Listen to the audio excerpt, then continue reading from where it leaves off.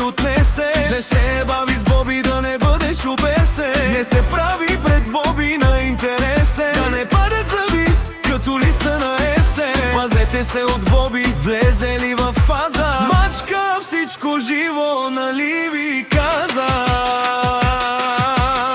Мафиоти, тарикати, патрони, джамбази, всяка мишка в краката на Боби лази. Боксове, ножове, бухалки и пистолети. От Боби още два юмрука не сте оцелели.